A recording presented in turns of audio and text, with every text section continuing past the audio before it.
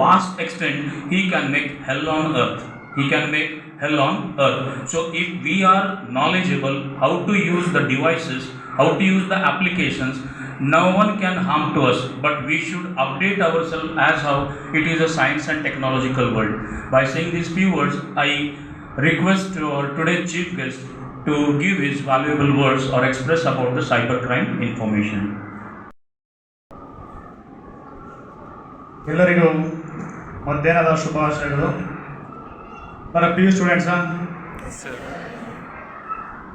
ಇತ್ತೀಚೆಗೆ ಎಲ್ಲ ಕಡೆ ಕೇಳಿರ್ತೀರ, ನ್ಯೂಸ್ ಪೇಪರಲ್ಲಿ, ಸೋಷಿಯಲ್ ಮೀಡಿಯಾದಲ್ಲಿ ಸೈಬರ್ ಫ್ರಾಡ್ಸ್ ಅಥವಾ ಸೈಬರ್ ವಂಚನೆ ಅಂತ ಕೇಳಿರ್ತೀರ, ಹೌದಾ?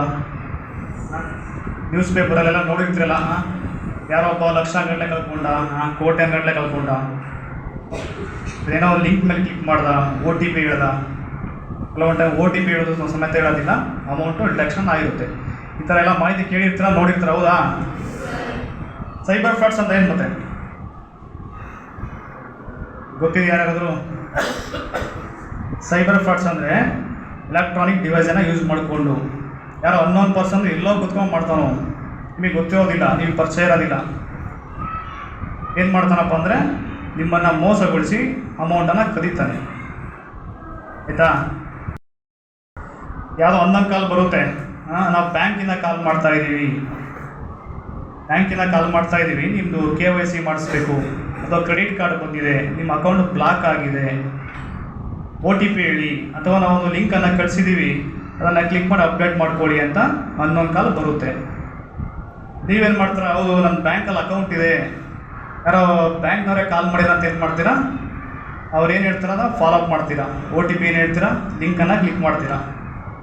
ಅವಾಗೇನಾಗುತ್ತೆ ಅಂದರೆ ನಿಮ್ಗೆ ಗೊತ್ತಿಲ್ಲದಂಗೆ ನಿಮ್ಮ ಒಂದು ಅಕೌಂಟ್ನ ಡೀಟೇಲ್ಸ್ ಇರ್ಬೋದು, ಪರ್ಸನಲ್ ಮಾಹಿತಿ ಇರ್ಬೋದು, ಮತ್ತು ಅಕೌಂಟ್ ಇರ್ತಕ್ಕಂಥ ಅಮೌಂಟ್ ಏನಾಗುತ್ತೆ, ಡಿಡಕ್ಷನ್ ಆಗುತ್ತೆ, ನೀವು ಮೋಸ ಹೋಗ್ತೀರಾ. ಇದನ್ನೇ ಸೈಬರ್ ಫ್ರಾಡ್ಸ್ ಅಂತ ಕರಿತೀವಿ. ಅರ್ಥ ಆಗಲ್ಲ? ಟೋಟಲಾಗೆ ಯಾರೇ ಅನ್ನೋನ್ ಪರ್ಸನ್ನು ನಿಮ್ಗೆ ಗೊತ್ತೇ ಇರೋದಿಲ್ಲ, ಅದು ಅನ್ನೋನ್ ಕಾಲ್ಸ್ ಯಾವುದೇ ಕಾಲ್ ಮಾಡಿ ಏನಾದ್ರು ನೀವು ಪರ್ಸನಲ್ ಮಾಹಿತಿ ಕೇಳಿ, ಆಧಾರ್ ಕಾರ್ಡ್ ಡೀಟೇಲ್ಸ್ ಇರ್ಬೋದು, ಪಾನ್ ಕಾರ್ಡ್ ಡೀಟೇಲ್ಸ್ ಇರ್ಬೋದು, ಬ್ಯಾಂಕಿನ ಒಂದು ಮಾಹಿತಿ ಇರ್ಬೋದು, ಯಾವುದೇ ಕಾರಣಕ್ಕೂ ಹೇಳಕ್ಕೆ ಹೋಗಬೇಡಿ. ಅರ್ಥ ಆಯ್ತಲ್ಲ? ಇಂಗ್ಲೀಷಲ್ಲಿ ಮಾತಾಡೋದು ಅಥವಾ ಹಿಂದಿಲಿ ಮಾತಾಡೋದ್ರೆ ರೆಸ್ಪಾನ್ಸ್ ಮಾಡೋಕ್ಕೆ ಹೋಗಬೇಡಿ. ಎಲ್ಲ ಕಡೆ ಟ್ರೂ ಕಾಲರ್ ಇದೆಯಲ್ಲ, ಟ್ರೂ ಕಾಲರು ಅದ್ರ ಅಡ್ವಾನ್ಸ್ ಆಗಿ ಗೊತ್ತಾಗುತ್ತೆ. ಟ್ರೂ ಕಾಲಲ್ಲಿ ಸ್ಪ್ಯಾಮ್ ಕಾಲ್ಸು ಅಥವಾ ಏನಾದ್ರು ಬರ್ತಾವೆ, ಒಂದು ಇಂಟರ್ನ್ಯಾಷನಲ್ ಕಾಲ್ ಎಲ್ಲ ಗೊತ್ತಾಗುತ್ತೆ. ಹಂಗಿದ್ದಾಗ ಯಾವುದೇ ಕಾರಣಕ್ಕೂ ರಿಸೀವ್ ಮಾಡೋಕ್ಕೆ ಹೋಗಬೇಡಿ. ಇನ್ ಕೇಸ್ ರಿಸೀವ್ ಮಾಡಿದರೆ ನಿಮ್ಗೆ ಗೊತ್ತಾಗ್ಬಿಡುತ್ತೆ, ಅಂಡರ್ಸ್ಟುಡ್ ಆಗ್ಬಿಡುತ್ತೆ, ಲೋಕಲಲ್ಲ, ನಾನ್ ಲೋಕಲ್, ಇಂಗ್ಲೀಷಲ್ಲಿ ಅಥವಾ ಹಿಂದಿಲಿ ಮಾತಾಡ್ತಾನೆ, ಕಟ್ ಮಾಡಿ ಮತ್ತೆ ಬ್ಲಾಕ್ ಮಾಡಿಬಿಡಿ, ಅಲ್ಲಿ ನೀವು ಬಚಾವ್ ಆಗ್ತೀರಾ. ಮಾಡ್ಬೋದಾ? ಇದು ಫಾಲೋ ಅಪ್ ಮಾಡಬೇಕು. ಅರ್ಥ ಇರತ್ತಾ?